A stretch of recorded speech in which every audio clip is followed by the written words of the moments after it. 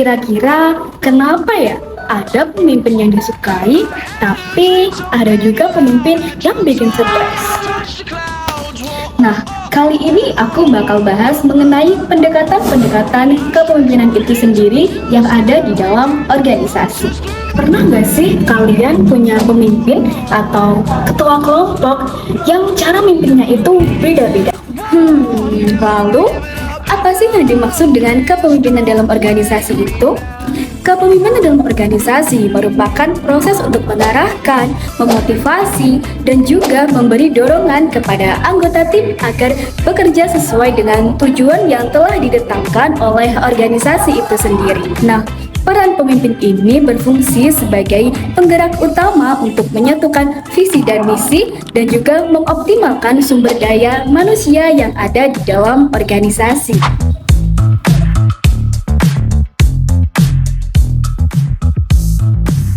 Nah, itu tadi merupakan contoh gaya kepemimpinan otoriter. Pemimpin dengan gaya kepemimpinan ini akan cenderung untuk mengambil keputusan sendiri dan bawahan harus mengikuti perintahnya.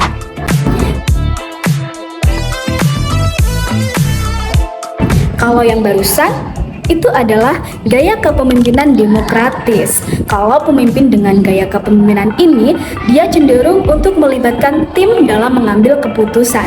Tapi pernah nggak sih kalian ketemu pemimpin yang baru ngomong aja orang-orang itu langsung percaya? Nah, itu disebut dengan gaya kepemimpinan karismatik. Kalau tipe paternalistik ini, pemimpin merasa bahwa bawahannya itu belum bisa mengambil keputusan sendiri.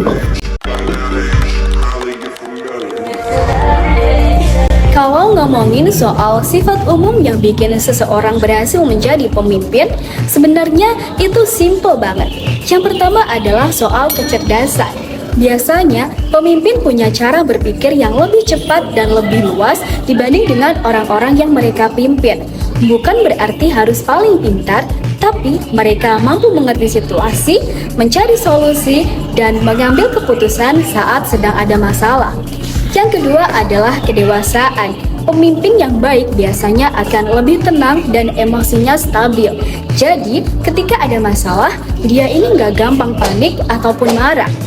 Yang ketiga adalah motivasi diri dan dorongan untuk berprestasi. Seorang pemimpin umumnya punya semangat besar buat maju dan juga mencapai tujuan. Nah, karena semangat itu, dia juga bisa menularkan energi positif ke orang lain supaya dia ikut berkembang dan juga bekerja lebih baik. Dan yang terakhir adalah sikap hubungan kemanusiaan. Selanjutnya kita bakal bahas mengenai pendekatan-pendekatan dalam kepemimpinan. Yang pertama adalah pendekatan sifat. Pendekatan ini beranggapan bahwa seorang pemimpin memiliki sifat atau bakat kepemimpinan sejak lahir. Jadi, pemimpin dianggap terlahir bukan terbentuk. Yang kedua, pendekatan perilaku. Pendekatan ini melihat keberhasilan pemimpin dari cara mereka bersikap dan juga bertindak. Yang ketiga, pendekatan kontingensi. Pendekatan ini menekankan bahwa tidak ada satu gaya kepemimpinan yang cocok untuk semua situasi. Setiap kondisi membutuhkan cara memimpin yang berbeda agar tujuan organisasi dapat tercapai dengan baik. Dan yang terakhir atau yang keempat adalah pendekatan situasional.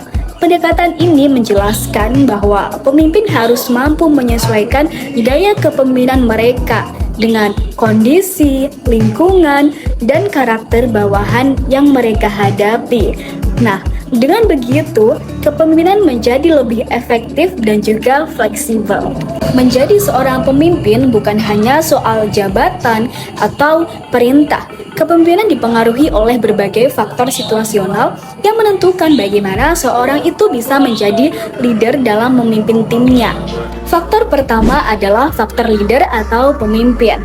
Nah, kepemimpinan itu bukan tentang siapa diri kita, tetapi bagaimana tindakan dan sikap kita membuat orang lain itu percaya dengan kita dan mau mengikuti arahan. Seorang pemimpin dihormati karena cara mereka berpikir, berperilaku, dan juga kepribadiannya, bukan hanya karena jabatan atau instruksi yang mereka berikan. Faktor kedua adalah followers atau pengikut. Karyawan baru mungkin saja membutuhkan arahan yang lebih banyak dibandingkan dengan karyawan yang sudah berpengalaman. Oleh karena itu, seorang pemimpin harus bisa memahami emosi, motivasi, dan juga kebutuhan dari setiap anggota tim. Selanjutnya, faktor ketiga adalah organisasi. Struktur dan budaya organisasi tentu saja mempengaruhi gaya kepemimpinan yang digunakan.